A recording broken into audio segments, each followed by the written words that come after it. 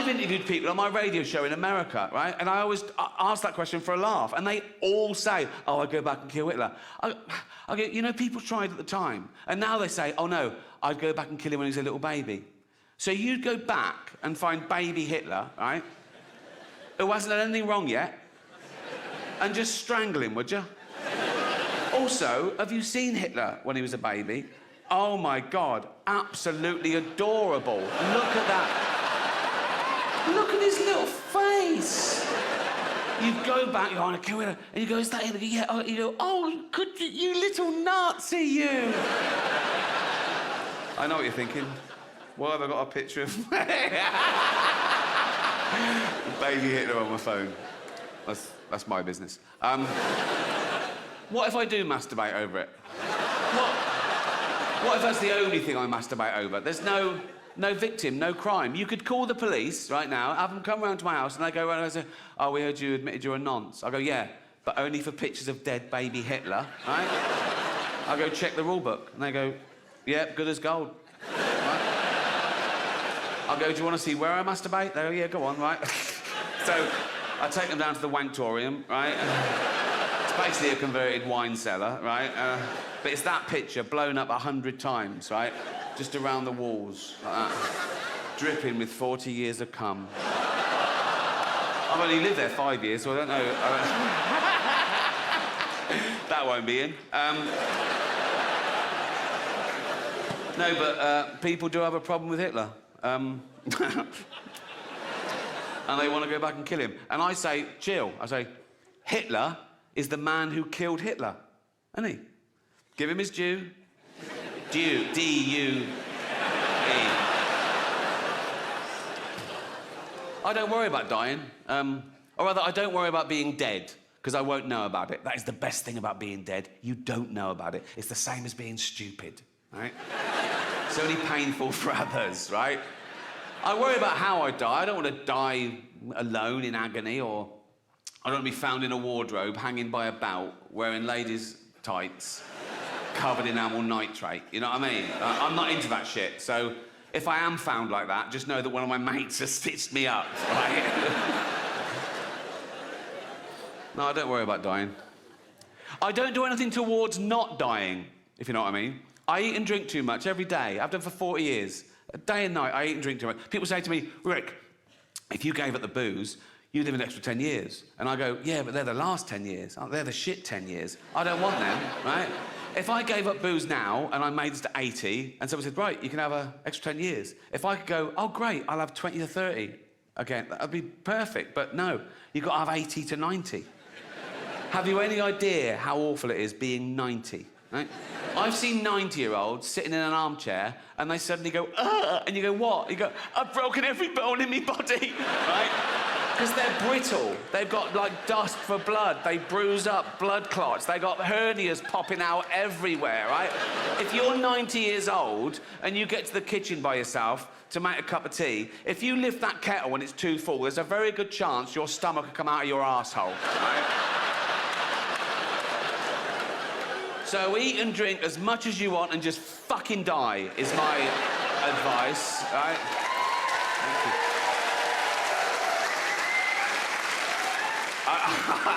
I should say I'm not a doctor, right?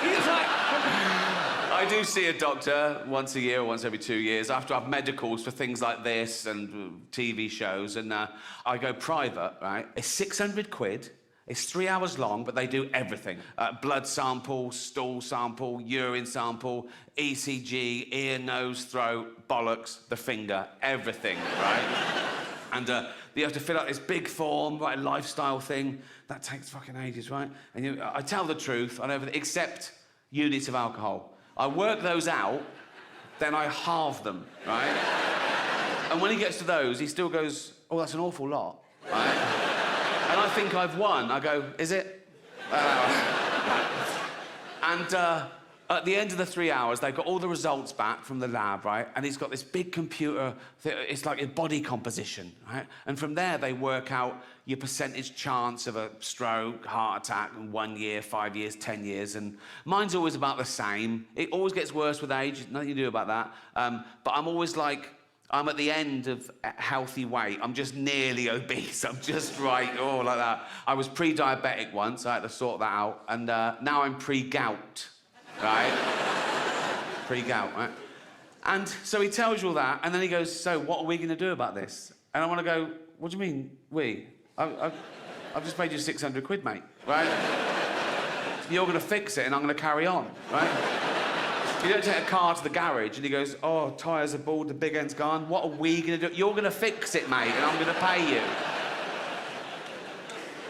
He went once and said, you need more fibre in your diet. I went to go, get me wine with fibre in it then. You know what I mean?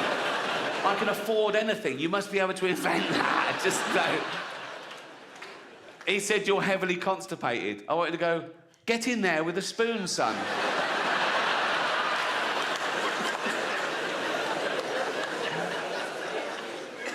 And then they always leave it right to the end. They don't even look up. They go, and can I give you a rectal exam? Which means I have to go, yes, please. I want to surprise me on the way out. Do you know what I mean? Bye. Oh, and that's fine. Thank you, right?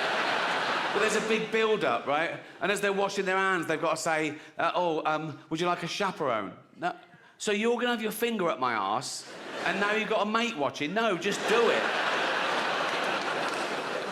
And they lay you on this bench, right, on your back to start with, like pants and trousers around your ankle, knees apart like a little frog, right? And they do the balls first, right? And I'm nervous at a doctor, I'm really nervous, so I've got no balls, right? He has to dig them out like a tortoise's head, you know what I mean? It's just like a little fist of fear down there, right? And I fucking hate it. I go, like that, right?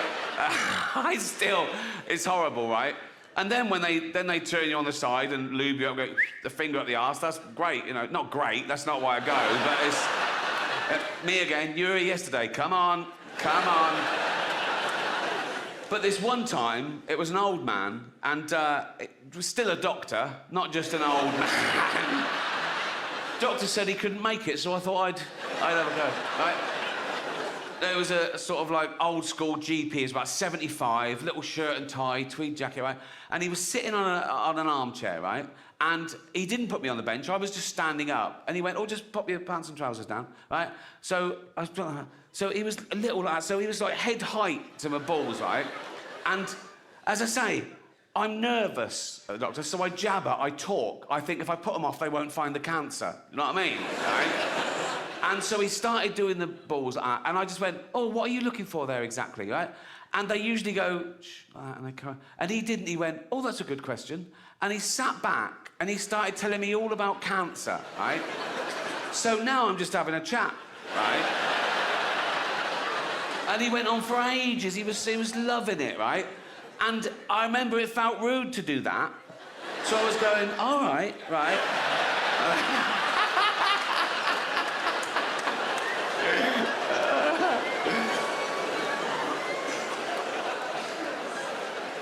I do work out a bit. I actually joined a gym. Literally on my road, I discovered. I've got a gym in my house, I got bored with that. But I thought, if I join a gym, if I pay in advance, like pay a year in advance, right, then I'll try and get value for money and that'll make me go. Then I remembered, oh, I'm fucking rich. You know what I mean? I could join a different gym every day for a laugh. Just go along and go, there's £2,000. They go, see you tomorrow. I go, you'll never see me again. And I go about once a month and I sort of do 10 minutes on the machines and I sort of run home like that, right? I don't use the changing rooms there. I've got a thing about changing rooms, public changing rooms. I always have I know, I'll tell you why. I don't know if it's the same in ladies' changing rooms, but men are so proud of their offal, right? If I'm in a public place, I have a shower, right? 1 minute, towel, corner, pants on, right?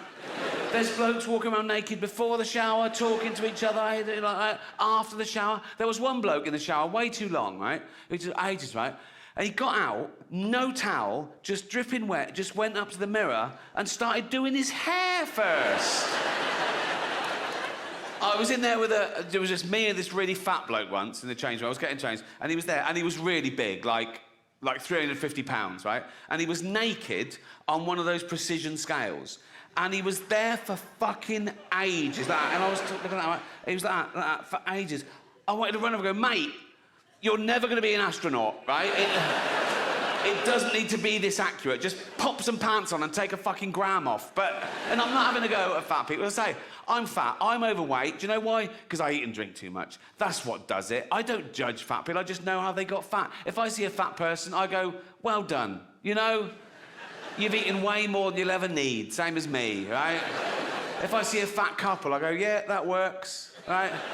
But then as they're walking along, right, and you see their little fat toddlers, and you go, ah, that's not fair, right?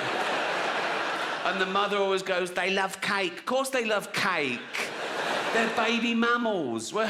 We're the same species as we were like 200,000 years ago. We've got a hunter-gatherer brain, right? All this affluence is so much faster than our human biology. So when you get one of those cakes from the supermarket that's packed with fats and sugar, your brain goes, fucking hell, that's amazing. Keep eating that, there might not be food tomorrow. But there will be food tomorrow. The fridge is full and your mum's on the phone to Ocado. You know what I mean? And now there's even a stigma, like doctors get in trouble for saying to someone, you're overweight or obese. They go, no, that's a political thing. No, it's like fat shaming. It's not fat, you don't get cancer shaming. He's trying to save your life, right? There was a school that tried to ban the word obese because they said it was derogatory to, I don't know what to call them, round children, right? But that's the polite word. That's the word we invented, so we didn't say fat little fucker. Don't keep changing words because one person gets offended. Also, fat people aren't offended by the word obese. They did it all. They're happy with it. They're jolly, aren't they? They're jolly. You know, you see a fat person go, all right, fatty. Yeah, yeah. Oh, yeah. Blub, blub, blub. Yeah. And they go to the doctor. Come in. Blub. Doctor goes, fuck me. Oh. Am I obese? No, you're morbidly obese. What does that mean? Means you're going to die of it. Oh, does it? All right. What, straight away or? No. You've got diabetes, so you're having your legs amputated soon. And then if you carry on, you'll die later with like stroke and respiratory heart failure. So, all right. Is there anything I can do? Oh, yeah, of course there is. You could start working out and eat healthy, you'll be right as rain. Oh, right. But you won't, will you? No. And I feel sorry for them, even though it's their fault. When you see one of those documentaries on telly, like the 600-pound man or something, and he's being winched out of his house to go to hospital, right? If you're dangling from a crane, right?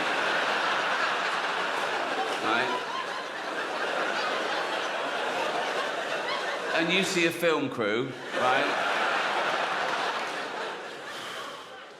You know you fucked it.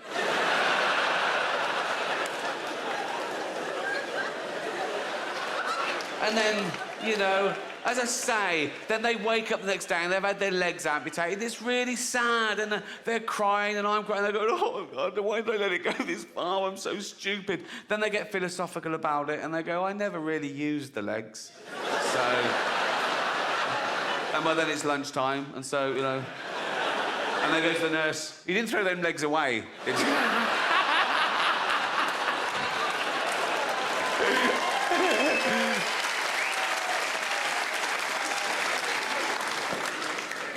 Guys, do you ever act more working class around builders? I do. I can be walking around Leafy Hampstead, right? Book of poems, right? Scarf, right? Just humming Brahms, right? And if some scaffolders go, Ricky, I go, all right, you can't say doing, boys. Like that. And I take that, why I try and impress them. I've always been fascinated with human behaviour, right? But as I said at the beginning, we're the only species that allows the universe to understand itself. But we see all nature through our eyes. So it all comes back to us. Why are we here? What makes us? Is it our genetics or the environment? The old nature versus nurture argument. The psychologist Piaget was once asked, what's more important for the intellect of a person, nature or nurture? And he famously replied, what's more important for the area of a field, length or width? All right, mate, if you don't know the answer, just fucking... But psychology, psychiatry, neuroscience, it's still in its infancy. And we still know so little about the brain. And 150 years ago, we knew nothing. It was all guesswork.